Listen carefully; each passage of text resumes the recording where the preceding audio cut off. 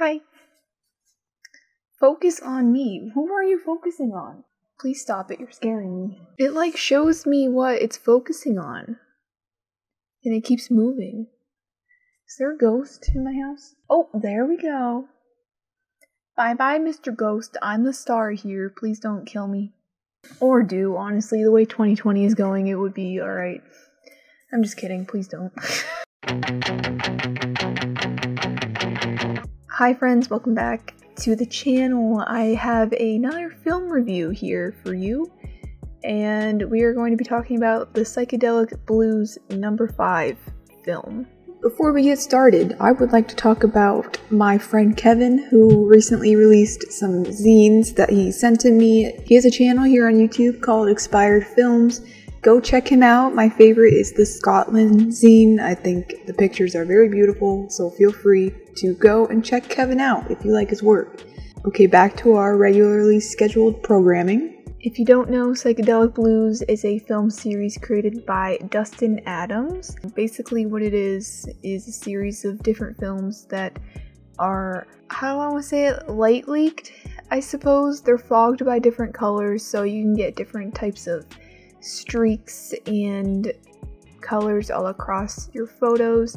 It's not something for everyone. Personally, I kind of love it. I love the series and I love everything that Dustin comes out with. I think they're incredible. I don't know how he does it. It's definitely one of my favorite films, if not my favorites in general anyway. Not necessarily this film in particular. There's a series, there's like, I think he has 4 on the website right now, 4 different types of Psychedelic Blues. I'm going to be reviewing number 5. Okay. Oh wait, he might have 5 different kinds. I think he has 5, not 4. Sorry, I'm a mess today. Anyway, I'm going to be reviewing Psychedelic Blues number 5. Basically, this one in particular has streaks of color around the borders of the film, mostly. There are some speckles in the middle of the pictures, but we will get into that once we review the photos. Overall, this is probably my least favorite in the whole series. I don't think I would buy this one again just because I like the other rolls of film more. I think they're just, I don't know, for what I shoot, I like them better personally. But I figured for this video I will just review the pictures that I've taken and talk about them and how I feel about them. So let's get into it. Also, this is an ISO 400 film, 36 exposures. I believe this one was $11. Right now it's listed for $15 per roll, which is obviously very pricey for one roll of film, but seeing as he hand fogs these all of these himself, it makes perfect sense why it's that much money. But yeah, obviously a pricey film, so you know, you definitely have to like these sort of experimental type of films in order to even try it. So yeah, if you don't like that sort of thing, you can live through me, because I like that sort of thing and I like to make videos about it. Here we are. Anyway, let's just get into the pictures so I can stop blabbering on. So this first one is going to be a self-portrait that I did. I took a couple self-portraits on this roll. However, a lot of them did not turn out because I thought the camera was a lot farther away from me than it was, and it turns out it was very up close. And I shot this on a Canon AE1 24mm lens, and this first one I think turned out pretty good. On all of them there's sort of that white border, which I was considering cropping.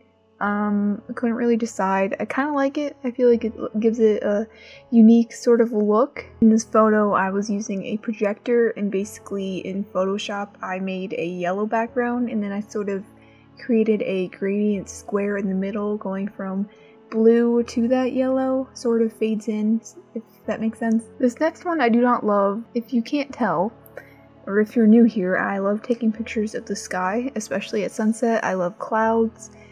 They look so pretty. However, this picture is not so great. I do not like it very much. The clouds just look too black and it's ugly. As you can see, there's streaks of purple and pink at the bottom and the top of the photo. But yeah, not my favorite. So this next one, I used the projector that I have, and I made a double exposure of the sheets on my bed as well because I thought that would make a nice texture, and on my projector I shown a photo of the city. It didn't really turn out how I wanted it. I think it's too overexposed, but still pretty cool. Don't mind it. Definitely something I would do again. Next one is another photo of the sky and some clouds. Very simple one here. I do enjoy the light effects on the top and the bottom. I will say with this particular film, there are like spots in it that are sort of part of the effect. However, I didn't notice that when I first bought the film because it was so subtle in the example pictures that were shared. And for me, it seemed like I had that effect on every single picture in this roll, which makes sense because no two rolls are going to be exactly the same, obviously. However, to me, I don't really like that. It looked like there's just some dirt on the photo to me. Like at first, I didn't even realize that was part of the effect. That's another reason why I don't love this film in particular, but it is what it is. On this photo of the clouds, it's really not that big of a deal. You can barely see it, so. This next one, I actually have two photos of this building, and I have taken pictures of it before because it's so beautiful. It's just some random house downtown in my city, and yeah, I just love the architecture. I think it looks so pretty. This photo in particular is a little overexposed for my taste, but I do like the pink overall in the picture. I think it looks pretty cool. It is, I don't know, I mean, it's okay. It's not great, but it's alright. This next one is another self-portrait that I did with the projector. I shone a light across my face. It definitely did not turn out how I thought it was going to. Despite that, I think it still looks pretty cool. I like how it's sort of unusual in a way. Like I wanted it to be more, I wanted the camera to be more above me, but I didn't realize it was going to be taken at the angle, you know, because I was taking pictures of myself, and that's very hard on film. But in a way, that sort of makes it look more candid, kind of, in my opinion. Not bad. And I also like how, because basically on the projector that light strip is yellow, as you can see, and it's interesting because the effects of the film go from pink, yellow to pink again, and I think that just complements it very well. So that was sort of a lucky turnout. Next, this is another self-portrait. Obviously, I like this one a lot. I've shown a photo of the galaxy on my projector. By the way, all the pictures that I use with my projector are either my pictures or they're completely copyright free to use. So if you ever do something like this, be sure to be using something that doesn't have copyright.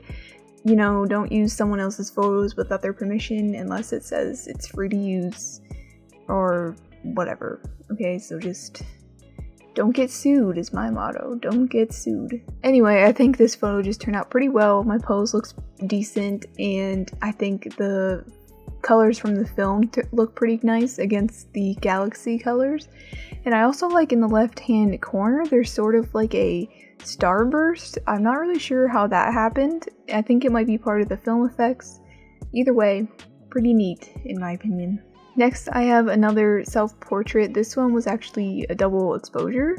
Basically, I just took a picture of the words "on the run" and then did another self-portrait. I did not mean to only get me in 1/4 of the frame.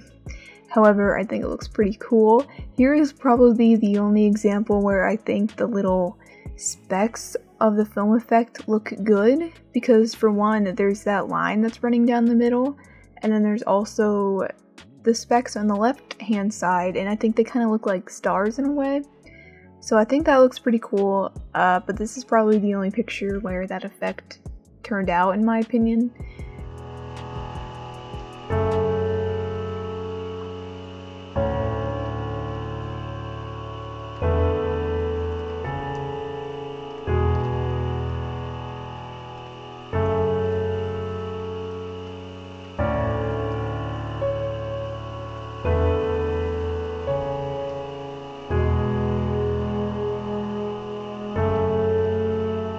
But yeah, that's Psychedelic Blues number 5. If you're interested in any of the other psychedelic films, I think I made a video on all the rest of them. If not, I will get there eventually, but they will be in this playlist up here. And yeah, let me know what you think if you would ever shoot this film. If you hate it, let me know if you hate it. Again, not for everyone. I personally think these films are super cool, but I will leave a description to the web store I will leave a description, is that what you said? Oh my god. I will leave a link in the description to these films so you can try them out and buy them yourself. I will see you guys in the next video. Deuces to my nooses. I feel like I said that in like 3 different videos by now. Anyway, have a good day. Goodbye.